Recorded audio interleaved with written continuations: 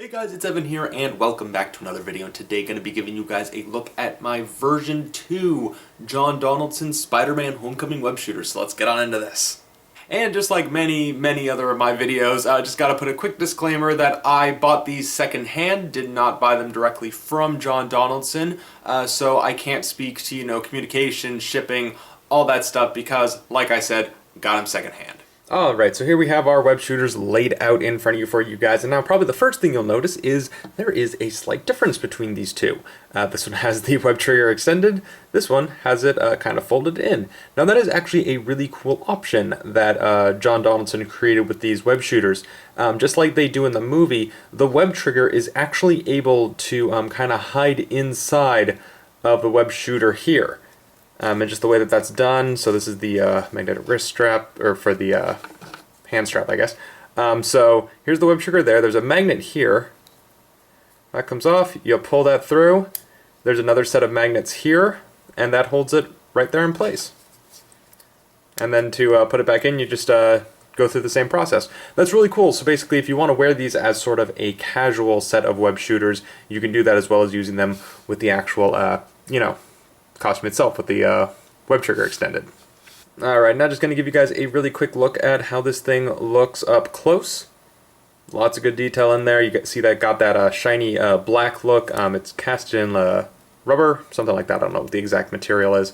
The detailing on this is absolutely insane. I love these things so much, you guys. Just look at that. The inside there, obviously the inside, not as important, but it still looks good in there. Then, of course, you also have the web cartridge in there. That does have the option to come out. I don't usually like taking it out just because I like to leave it in there. It's a fun gimmick to be able to do, but practically there's no point in really doing it unless it's, say, like a display piece, but I'm using these as a cosplay piece. And then, of course, the way that you would usually get these onto your hand, so you would take wrist strap off. I kind of like to put why do I keep saying wrist strap? It's a hand strap. Hand strap goes there, that's where the magnet is. Then you'll take this, that unfastens, just goes right around there like that, and that magnetizes there, when this strap will be underneath the suit, and there you go. It's ready to go. And then here's another little thing for you guys. Wanted to give a quick comparison to how these look next to my version 1, with here obviously being the version 2. Biggest difference you'll notice is the color. This one is a much more, solid black, while this one here kind of comes off as a little more gray. The shapes in the nozzle is a little different. The other big difference is that, let's see if I can get a good show of this. The version 1 is a good bit longer than the version 2. And I actually like this. This one's obviously a closer size. This one still looks good on certain suits. I would say on versions that, aren't exactly the Homecoming, like you're wanting to do something a little bit different, that's where this looks great. But, of course, for the Homecoming suit, I'm going to go with the more accurate one. And of course, also the biggest difference is that this web trigger on the version 1 does not retract. It is all one big piece. And then, of course, there's also the wrist strap part of it. So the version 2, it is much larger than the version 1. This actually does make a huge difference. It doesn't seem like something that would be that much of a problem, but it actually does help out a lot in terms of just how the web shooter looks when it's on your wrist. And then here we go, guys. The last little thing to give a look at here is how the web shooter looks when it's on my Homecoming costume. As you can see, the black here of the web shooter really blends in much better with the black of the strapping. You've got here the trigger, which is just magnetized right there. So that's not going to go anywhere, and also it moves around with wherever I move my hand to.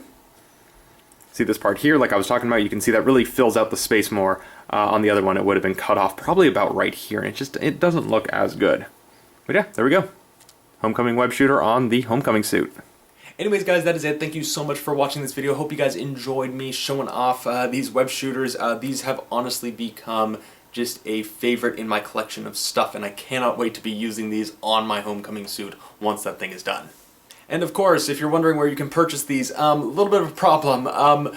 Getting in contact with John Donaldson can be a little bit complicated. He does not have a specific page where he sells his stuff off of. From what I know, he has done most of his communication through Facebook, if he even makes stuff anymore. I'm not 100% sure if he does or doesn't. I'll try to do a little bit of research, see if I can provide a link for where he can be found, but usually it is through the Spidey groups on Facebook where he will post stuff, or where you can kind of find that and get in contact with him. It is going to have to be through Facebook. Of course, you can always get lucky like I did and, happen to buy these secondhand.